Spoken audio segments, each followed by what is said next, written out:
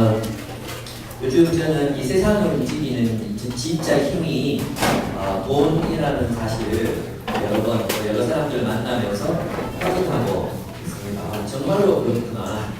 진짜 그렇구나. 우리 사회를 지배하는 사람들은 돈 많은 사람들이고 그 인격이나 혹은 리더십이나 뭐 이런 것과는 전혀 상관없는 오로지 돈으로 이 세상이 지배당하고 있구나 하는 것들을 제 몇몇 경험들을 통해서 이제 확인하고 있는 말씀이 있었잖아요. 그리고 이제 이혼하셨는데 나와서 이제 성성에 대한 얘기를 얼마나 궁금하겠어요. 그 수업 사정이 많이 물었는데 한마디도 얘기하지 않다. 딱 한마디 했어요. 그죠? 그게 뭐였냐면 거기서는 돈만 중요하다고 돈이 모든 것을 모든 가치를 결정한다고 그 딱 한마디를 했어요.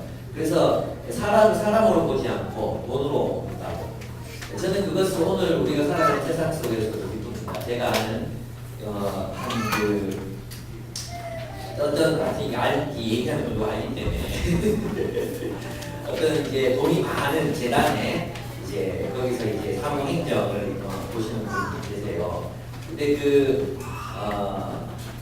이사장이 이제 어떤 재벌 그룹의 그 총수의 서자네요, 서자. 그래서 이제 한 기퉁이를 떼줬는데 그 기퉁이가 우리 상상을 초월하는 부와 이제 권력을 가지는 그런 자리인 거예요. 근데 이분이 한 번씩 와서 이제 직원과 그 하나님이 그 보좌에 앉아 계시다는 것입니다. 당시 세상의 중심은 로마였습니다. 로마의 보좌에 앉은 황제는 세상을 통치하고 심판했습니다. 칼리굴라 황제가 24살의 황제가 됐어요. 여러분 이 칼리굴라의 뜻이 무슨 뜻인지 아십니까? 장화라는 뜻입니다. 장화. 얘가 어릴 때부터 병사들의 그 장화 있잖아요. 그거를 신고 공식석상에서 자주 나타났대요. 그래서 꼬마 때부터 별명이 장화라는 별명을 가지고 있었다는 거예요. 그래서 그 이름이 칼리굴라입니다.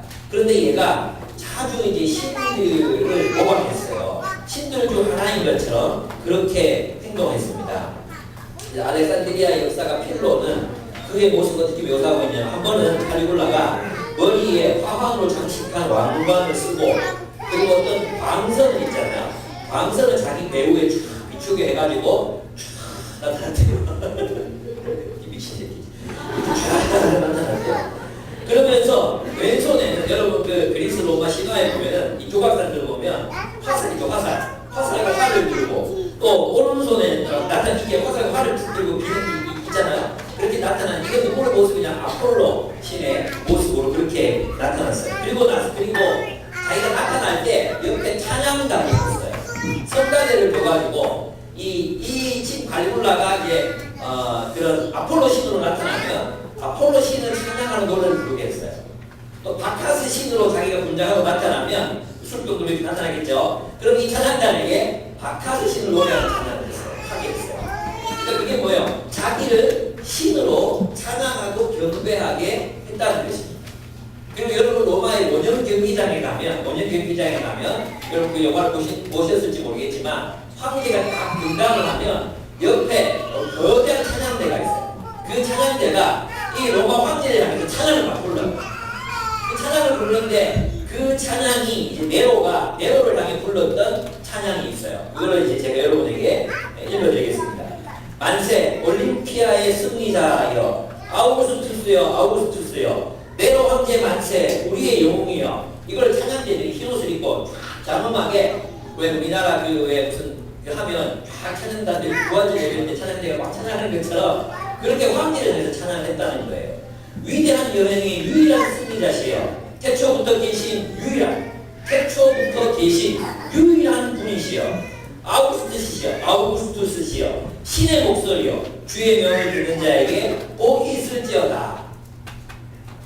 이게 바로 로마 황제를 향해서 불렀던 로마 시민들의 찬양이었어요. 태초부터 계시니 이런 세상 속에서 그리스도인들이 살고 있었다는 것입니다.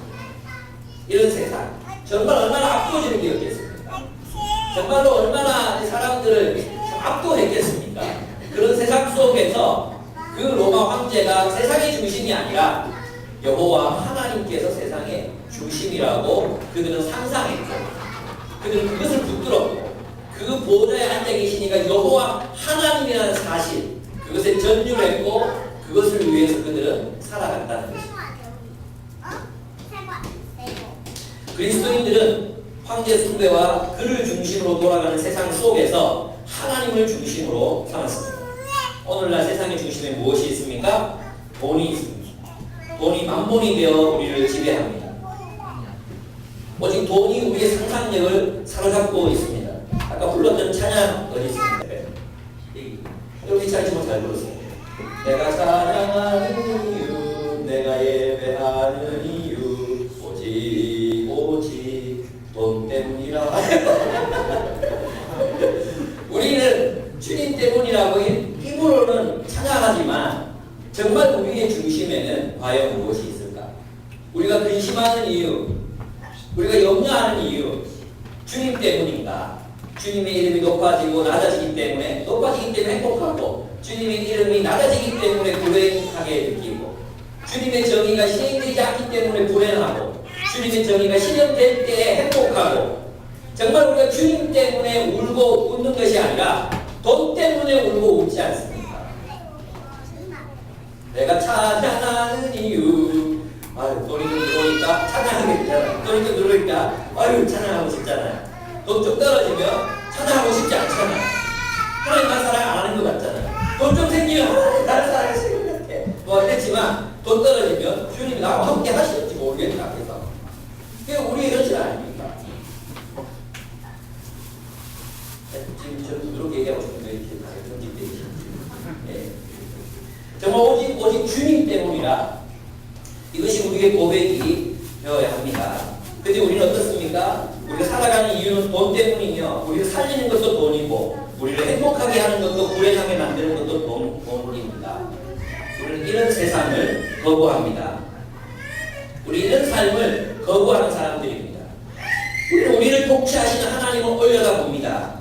그리고 그분의 말씀대로 살아가는 것입니다. 하나님이 가라고 하면 가고 하나님을 멈추라고 하면 멈추고 주라고 하면 주고 나누라고 하면 나누는 것입니다. 하나님의 말씀이 우리를 지배합니다. 하나님의 말씀이 우리를 행복하게 합니다. 우리를 지배하는 것은 하나님의 말씀이어야 합니다. 돈이 아닙니다. 여러분의 중심에 돈이 있어서 되는 것이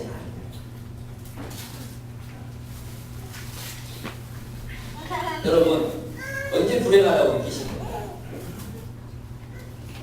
언제 행복하다고 느끼십니까? 누가 부럽습니까? 누가 부럽습니까? 돈 많은 사람 아닙니까? 누구랑 같이 있을 때 자신감이 넘치십니까? 내가 누군가에게 뭔가 사줄 수 있을 때 아닙니까? 얻어먹으면 비굴해집니까? 여러분 우리의 중심에 참으로 주님이 있게 되기를 축복합니다. 우리의 중심에는 돈이 아니라 하나님이 계셔야 합니다. 여러분 우리가 돈을 우상으로 섬기며 살아가게 될 때 우리의 삶은 또한 심판받게 될 것입니다. 우리 교회 이제 공간 문제가 자꾸 이제 심각해지고 있잖아요. 자꾸 이제 이 공간이 자꾸 부족해지고 모임을 할 공간이 없고 어디 가도 집중이 안 되고 너무 시끄럽고 막 그래요. 그래서 본인 고민하다가 3층에 좀 남아있는 공간이 있거든요. 거기 좀 빌리거나 사자고 말씀을 드렸더니 이제 학원이 이제 아마 다 해야 될 것 같아요. 그래서 안 됐어요. 그리고 이제 그래서 뭐 그렇게 잘 안 됐거든요. 할 수 없다 생각하고 이 주변을 돌아봤어요. 이쪽 라인은 너무 비싸잖아요. 그래서 저 반대편 라인에 가서 저기를 괜찮을까 하고 이제 횡단보도 건너자마자 25평짜리 사무실 2층 딱 가보시고 계세요. 계시는 게 아니라 여기 있는데 전화를 받죠. 얼마냐고. 그러니까 25평인데 화장실 빼고 20평 정도 된다고. 근데 들어가 보니까 너무 작은 거예요. 여기 2,060만 원을 달래요. 알겠습니다. 그리고 이제 나오는데 이게 돌아다녀 봤어요. 또 저희 집들 애들이 크잖아요. 애들이 커서 이제 지금 다 한 방에다 다 되고 있는데 조금만 더 커도 이제 같이 못 재우는 상황이 되고 이런단 말이에요. 어디 갈 데가 없나? 차 타고 이곳저곳 다 돌아다녀 봤어요. 근데 밤이 됐는데 아파트 불빛들이 막 빛나고 있잖아. 이 박상이 빛나는데 그걸 툭 쳐다보는데 내가 갈 데가 없구나. 내가 갈 데가 없구나. 야, 그게 그렇게 서럽게 느껴진 게 처음이었어요. 아, 내가 들어갈 데가 없구나. 집이 없구나. 물론 집이 있어요. 거기 살면 돼요. 뭐 신경 살면 되죠. 그러면서 이제 내 마음에 들었던 생각이 내가 과연 내가 누구를 위해 무엇을 위해 살고 있나 생각이 드는 거예요. 그러면서 어제 이제 우리 가정 숲에서 베드로 전서를 같이 쉐어링하는데 우리 나그네 그 한마디 말에 내 마음이 왜 그렇게 위로가 되는지. 그래, 나는 나그네였지. 나그네는 거주하지 않잖아. 잠시 머무는데 내가 이 잠시 머무는 공간에서 왜 그렇게 걱정하고 그래? 하나님 때가 돼서 다 해주셨거든요. 내가 필요한 것들. 그러니까 신뢰하자. 그리고 나그네로 살아가자. 그런 결단들, 고백들 다시 하게 되는 것 같습니다. 여러분의 중심에 무엇이 들어있는지 살펴보시고 하나님의 말씀 따라 살아가신 여러분들 되십니다. 두 번째, 하나님은 3절 보겠습니다. 3절 어떤 하나님의 모습이 있는가 한번 보겠습니다. 같이 한번 읽어봅시다. 3절 시작. 앉으신 이의 모양이 벽옥과 홍보석 같고 무지개가 있어 보좌에 들렸는데 그 모양이 녹보석 같더라 그랬어요. 완전히 그 누구예요? 하나님이시죠. 하나님이 보석 같아요. 보석같이 생기십니다. 이걸 또 문자적으로 받아들여서 홍보석 찾아보고 녹보석 찾아보고 이래가지고 합성해서 하나님 모습을 만들어 놓는다든지 그러면 안 돼요. 눈을 뭐 이렇게 빨간 보석으로 박아놓고 막 그렇게 하시면 절대로 안 됩니다. 이 보석은 하나님을 묘사하는 표현입니다. 에스겔서에 보면 1장 26절 28절 10장 1절에 보면 보석과 무지개는 하나님을 상징하는 것입니다. 또한 이 보석과 무지개는 하나님을 상징함과 동시에 하나님의 백성들을 상징합니다.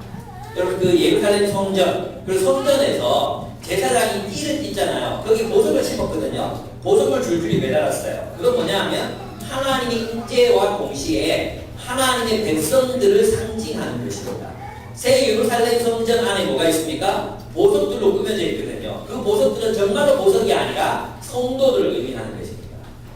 예. 그럼 이것은 무엇을 의미하는가 하면 이 보석과 무지개는 이 성전의 회복, 성전 의식의 회복을 의미하잖아요. 그리고 예루살렘 성전이 완성된다는 것은 곧 교회가 완성된다는 걸 의미하잖아요. 또 무지개는 언제 떴어? 무지개는 노아가 이제 세상이 다 심판받고 난 뒤에 새로운 출발을 할 때 무지개가 떴죠.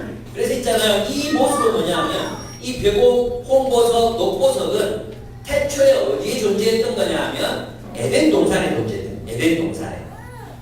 그러니까 하나님의 형상의 홍보석, 녹보석 같다. 이 말은 뭐냐 하면 하나님이 에덴 동산과 같이 이 세상을 회복하실 것에 대한.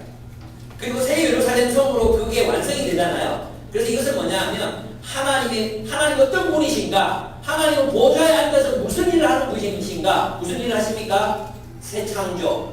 하나님이 이 세상의 정욕과 이기심으로 타락해버린 이 세상에서 하나님의 새로운 창조, 하나님의 새로운 백성들을 창조의 내모로 말미암아 새로운 역사를 만들어 가시겠다는 그것이 그 계시가 바로 보석으로 나타나시는 하나님에 대한 계시예요. 이 말은 하나님이 새롭게 창조된 하나님의 백성들과 함께 더불어 이 세상에서 하나님의 새로운 역사, 새로운 창조의 역사를 만들어 가실 것이다. 우리 그것을 믿는다. 우리 그것을 상상한다. 이게 요한계시록에 요한이 하고자 했던 말이라는 것입니다. 그 에스겔서 28절 13절 제가 읽어보면 내가 옛적에 이스라엘 백성이에요. 옛적에 하나님의 동산 에덴에 있어서 각종 보석, 홍보석, 황보석, 금강석, 황옥, 홍만호, 창옥, 청보석, 남보석, 홍옥, 황금으로 단장하였으며 이걸 회복하시겠다는 거예요. 에덴 동산의 그 천국, 에덴 동산의 그 원초적인 하나님의 그 뜻이 실현되었던 그 역사를 하나님이 만들어 가실 것이다. 이런 의미예요. 그 다음에 성전에 보면 출애굽 28장에 보면 그것에 네 줄로 보석을 굴리되 첫 줄로 홍보석, 황옥, 녹주옥이요. 둘째 줄로 성문석, 남보석, 홍만호요. 셋째 줄로 호박, 백만원, 다수정이요. 넷째 줄로 녹보석, 호만호, 백옥으로 다 금태에 물릴지니 이렇게 되어 있어요. 그리고 새 예루살렘 성은 다 보석으로 가득 차 있습니다. 그래서 이 보석, 하나님이 하나님의 계획, 이 세상의 역사를 바로잡으시고 회복하시고 완성하신 누구와 함께? 하나님의 백성들과 함께 하나님의 뜻을 이루어 가시고 실현해 가실 것이다. 하나님은 반드시 그 새 역사를 이루실 것이다. 그것에 대한 계시가 보좌에 앉으신 하나님에 대한 이런 계시라는 것입니다. 하나님 어떤 분이신가? 새로운 세상을 만들어 가시는 분이십니다. 이 회복의 역사는 이미 시작되었습니다. 하나님의 뜻대로 세상을 살아가 하나님의 새로운 백성이 창조되었습니다. 그들은 성령을 받았으며 이 땅에서 새로운 세상, 즉 교회를 세워갑니다. 그들은 예수 그리스도와 함께 왕노를 타며 다스립니다. 그들은 예수 그리스도와 함께 새로운 세상을 창조합니다. 이것이 교회의 사명인 것입니다. 이것이 하나님이 이 세상을 새롭게 하시는 그런 계획인 것입니다. 하나님이 성령을 통해서 새롭게 창조된 하나님의 백성들의 공동체를 통해 하나님의 계획을 완성시켜 가신다는 것입니다. 얼마나 놀랍습니까? 그래서 여전히 교회는 이 시대에 희망이 되어야 하는 것입니다. 여전히 교회가 희망인 것입니다. 우리 그런 얘기 자꾸 듣죠. 이런 거. 하나님 보고 다니지 사람들 보고 다니냐. 교회는 원래 다 그런 거다. 우리 그런 말이 이제는 더 이상 귀 기울이면 안 됩니다. 교회는 이 세상에 하나님의 새로운 역사를 만들어 가시는 바로 교두보요, 기지요, 그런 것입니다. 그 다음 말이 생각이 안 납니다. 어쨌든 중요한 것입니다. 교회란 그런 것입니다. 그런 공동체가 교회입니다.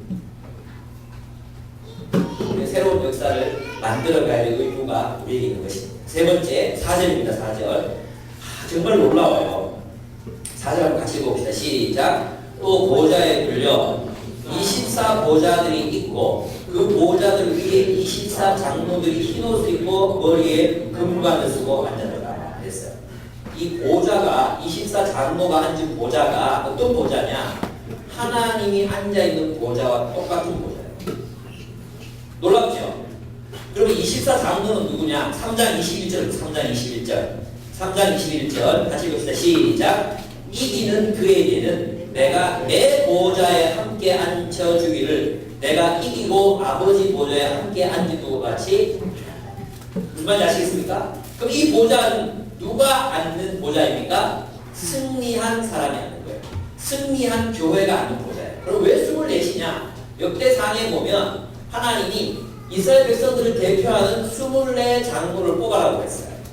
그래서 이 24라는 단어는 교회 전부를 의미하는 거예요. 어떤 교회냐면 신학적인 용어는 뭐냐? 12 곱하기 12 곱하기 1000 여기 들어봤죠? 그래서 14만 4천인데 12는 뭐냐? 고향이 12지파의 12를 말하는 거고 또 뒤에 12는 12사도들의 12, 새로운 하나님의 백성을 말하는 12예요. 그걸 더하면 어떻게 되겠어요? 24장로가 되는 거죠. 그러니까 이 보좌에 앉는 이 장로들은 뭘 말하는가? 교회를 말하는 거예요. 교회와 함께 하나님의 백성들과 함께 하나님께서 뭘 하세요? 세상을 통치하신다.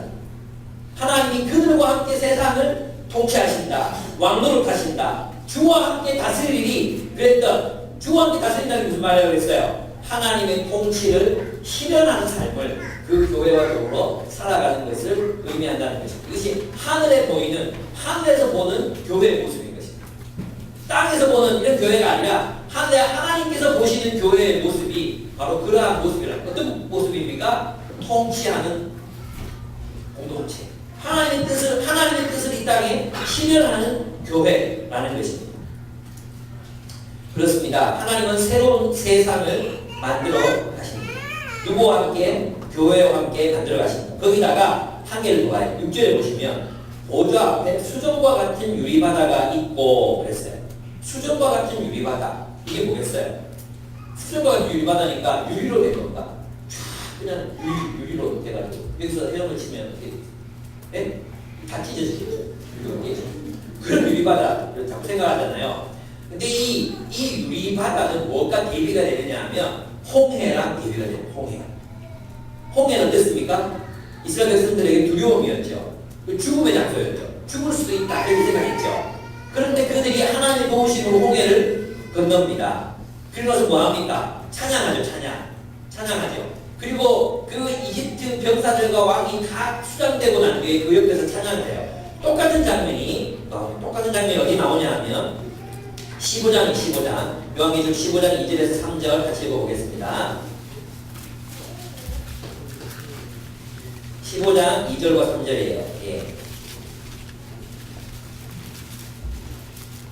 같이 읽을게요. 시작. 또 내가 보니 물이 섞인 유리바다 같은 것이 있고 짐승과 그의 우상과 그의 이름의 수를 이기고 벗어난 자들이 유리바다가에 서서 하나님의 노름골을 가지고 하나님의 종 모세의 노래 어린 양의 노래를 불러 이르되 주 하나님 곧 전능하신 하나님이시여 하시는 일이 크고 놀라우시도다. 만국의 왕이시여 영원롭게 하지 아니하오리까 오직 주만 거룩하시나이다. 주의 의로우신 일이 나타났음에 만국이 와서 주께 경배하리이다. 그랬습니다. 그러면 이 유리바다가 상징하는 게 뭐겠습니까? 하나님의 승리, 하나님과 하나님의 백성의 승리를 의미하는 것입니다. 바다는 잔잔해졌어요. 바다는 잔잔해졌습니다. 이 바다는 이제 하나님의 통치에 굴복하고 있습니다. 하나님이 승리하셨습니다. 하나님이 이기셨습니다. 하나님이 하나님의 백성들과 함께 이기시고 모세와 미리암이 노래했던 그 노래를 하나님의 백성들이 승리한 백성들이 그 유리바다 곁에서 노래하고 찬양하는 것입니다. 여러분 이 땅에 일어나는 수많은 고통과 고난과 여러 가지의 문제들이 이 땅에서 일어나는 영적 전쟁의 결과라고 한다면 궁극적으로 이 유리바다가 우리에게 상징하는 바는 무엇이겠습니까? 그 고통과 그 혼돈과 혼란 속에서도 하나님 나라, 하나님의 계획, 하나님의 뜻이 반드시 성취된다는 거죠. 세월호 사건 보면서 많은 사람들이 걱정하고 있죠. 이 사건 지나가고 나서 또 다 잊혀지고 또 몇십 년 후에 또 10년, 20년 후에 또 다른 아이들이 또 죽게 되면 어떡하나. 이 불의한 상황, 이 불의한 집단 이것이 개혁되지 않은 상태로 끝까지 가면 어떡하나. 젊은 사람들의 마음속에 그런 불안감이 우리 마음속에 있습니다. 언제 세상이 새로워질 것인가? 수많은 사람들의 마음속에 그런 의문들을 품고 있습니다. 근데 이 환상이 우리에게 가르쳐주는 것이 무엇입니까? 하나님이 통치하실 뿐만 아니라 그분은 반드시 그의 백성들과 함께 승리하신다는 것입니다. 이것이 우리 그리스도인들이 세상에 불의와 타협하지 않고 하나님의 정의를 따라서 그 정의를 실현하며 살아가야 될 이유인 것입니다. 여러분 정말로 하나님이 승리하신다는 걸 믿으십니까? 그렇다면 세상에 불종하지 마십시오. 세상의 가치 그것을 따라 살지 마십시오. 여러분의 직장 그것을 신처럼 하나님처럼 그렇게 섬기지 마십시오. 그것은 어쨌든 우리의 기업과 우리의 직장들은 어떻게 생각할 때는 우리가 하나님의 통치를 실현하고 지원하는 증인의 역할로 우리가 설 수도 있지만 때로는 그것이 우리의 우상이 될 수도 있다는 사실을 여러분 반드시 기억해야 합니다. 기업의 가치. 여러분 스펙이라는 단어를 쓰지 마세요. 스펙. 그 기업의 가치는 기업의 가치. 우리 사람이에요.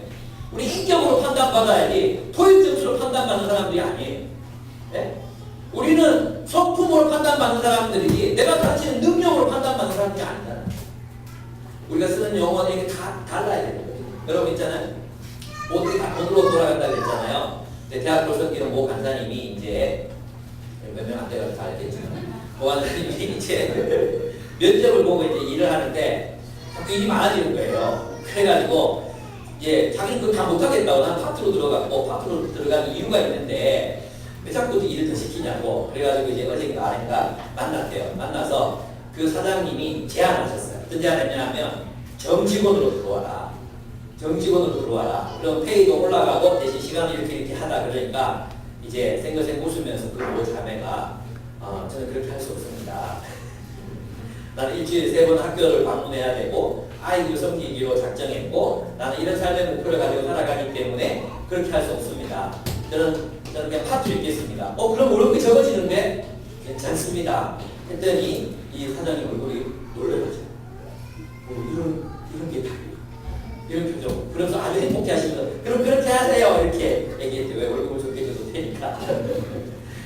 제가 지금 여러분께 말씀드리는 건 뭐냐면 우리 그리스도인들의 삶의 중심에는 소명, 하나님의 뜻, 하나님의 나라가 있어야 되는데 얼마나 자주 우리는 우리의 삶의 중심에 돈을 두고 돈을 위해서 결정하고 돈 때문에 판단하고 돈 때문에 살아가는 게 얼마나 많습니다. 중요한 건 하나님의 뜻을 실현하는 것입니다. 하나님이 좀 가난하게 살라면 가난하게 살면 되잖아요. 안 그렇습니까? 왜 우리가 다 부자가 돼야 되죠? 왜 다 돈을 많이 벌어야 되죠? 예수님도 그렇게 안 사셨고 사도들도 그렇게 안 살았는데 이제 결혼 이제 지금에 이제 결혼을 하셨잖아. 이제 결혼하죠. 날 잡았다고 그러던데 이제 본격적으로 집을 구하러 다녀야 될 거예요. 근데 여러분이 아마 좌절하게 될 것입니다. 아마 도로변에 앉아서 울지도 모릅니다. 이렇게 많은 집들 중에 내가 집이 없단 말입니다. 우리 결국 노숙을 해야 되는 것입니다. 그러면서 아마도 많은 결혼 생활하는 사람들이 그렇게 생각했을 거고 그럴 때 우리 유혹받지 맙시다. 주님 뜻대로 살면 되는 것입니다. 다 하나님 살 길을 열어주십니다. 하나님 너는 가난하게 살아라고 가난하게 살면 되죠. 이제 배등진 지는데 윤수덕 목사님 아시죠? 윤수덕 목사님. 그분 한 번도 교회 회의를 월급에 한 달에 140만 원 이상 낸 적이 없었대요. 140만 원 이상. 자기도 그렇게 안 해요. 애들도 이 가위 시켜준다 그러면 너희 하지 마라. 가위 한 번도 해본 적이 없고. 그렇게 쭉 사셨대요.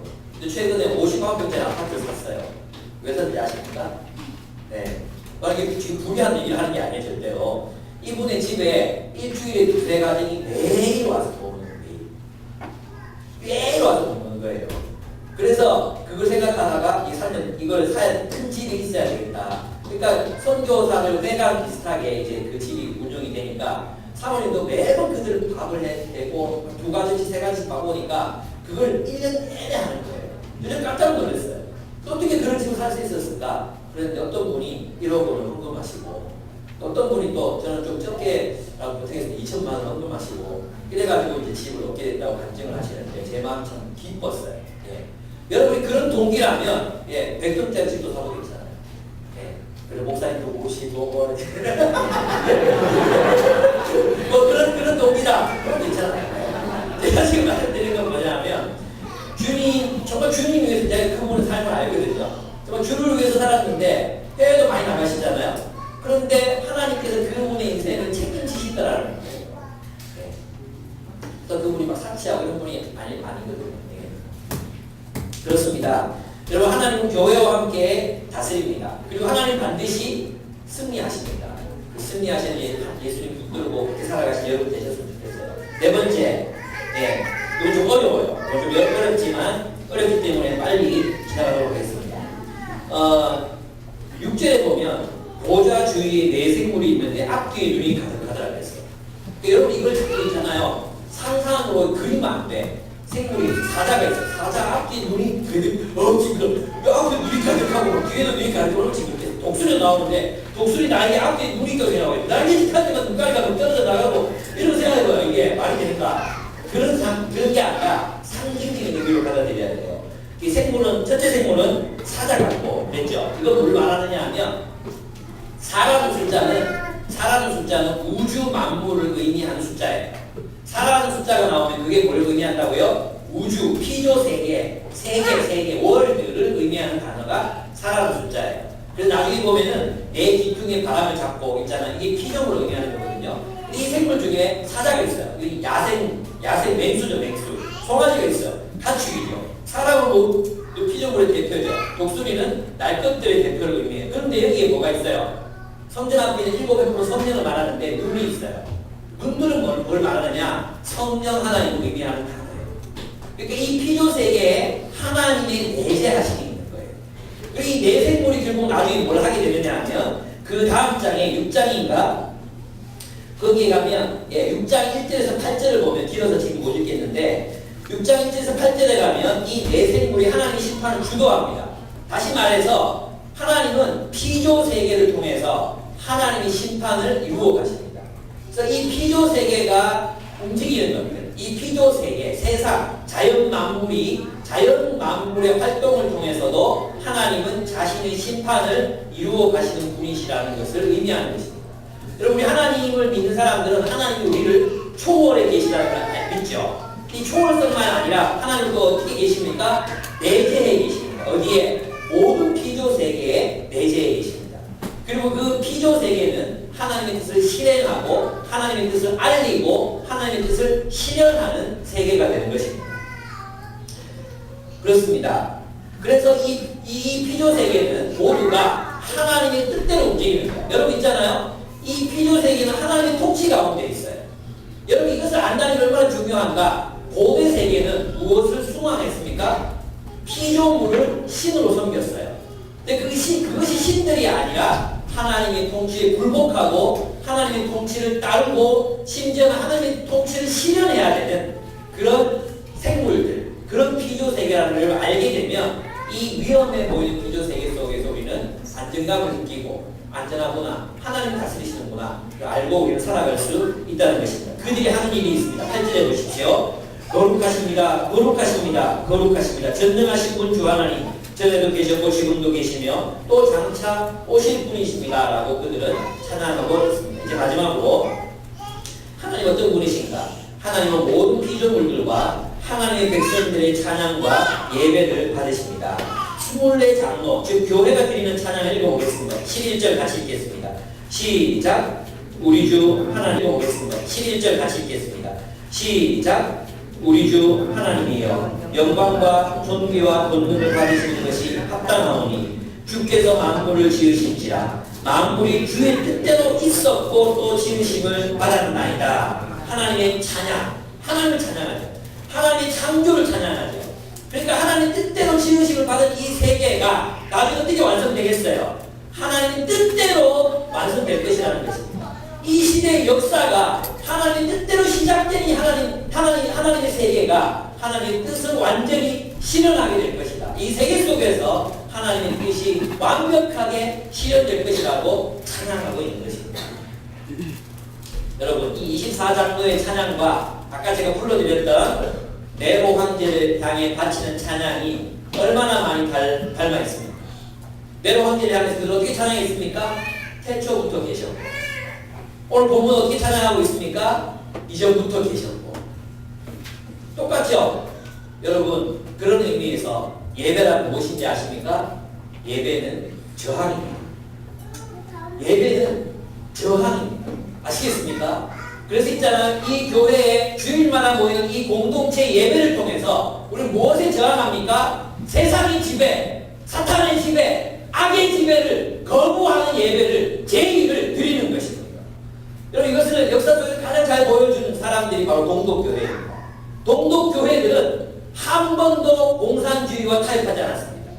그들은 예배 시간 설교 때마다 하나님이 통치하십니다. 하나님이 다스리십니다. 하나님이 이 역사를 끝내실 것입니다. 라고 그들은 외쳤습니다. 결국 동독의 공산주의는 끝이 났고 그들은 하나님의 뜻대로 그들은 비폭력으로 촛불을 켜들고 그 동독의 해방에 앞장섰습니다. 그것이 교회입니다. 그렇다면 오늘날 우리 자본주의를 살아가는 이 한국의 교회들은 무엇에 끝장나는 것, 무엇이 끝난다고 외쳐야 합니까? 돈이 지배하는 세상은 끝납니다. 자본주의 세상은 심판받습니다. 하나님의 나라가 승리합니다. 하나님의 정의가 이깁니다. 그게 뭡니까? 그게 저항입니다. 예배는 이 세상에 대한 저항을 포함하고 있는 것입니다.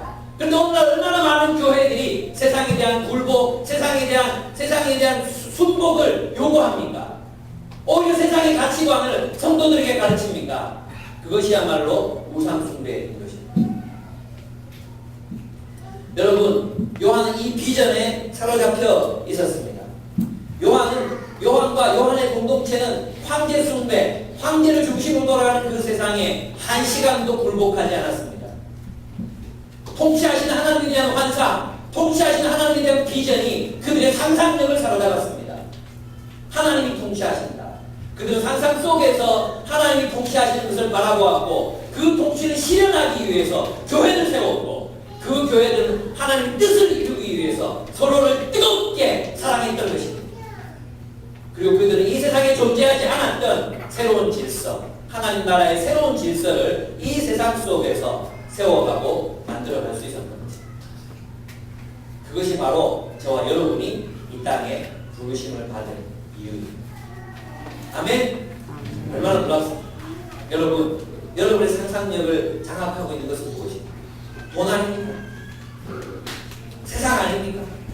그 몰아냅시다. 이제 하나님 우리 상상력을 사로잡도록 합시다.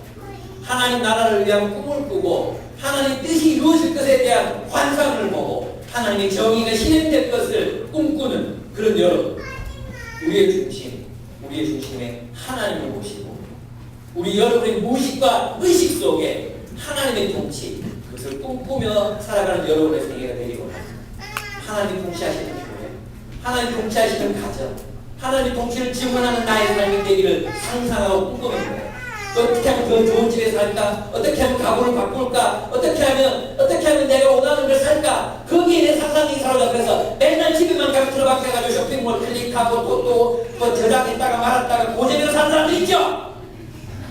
쉬는 시간마다 들어가는 자매들, 아내들은 회개하고 그 시간에 내가 야 이거 어떻게 하나님의 사람으로 키울까? 어떻게 하나님의 나라를 이 땅에 세워갈까? 그런 거 상상하고 고민할 거 아니에요. 어떻게 저 아프리카의 기아들과 난민들을 내가 섬길까? 그런 거 상상하고 꿈꿔야 되는 시간에 그래 돈이 없네 이러고 있고 그럼 되겠습니까? 안 되죠.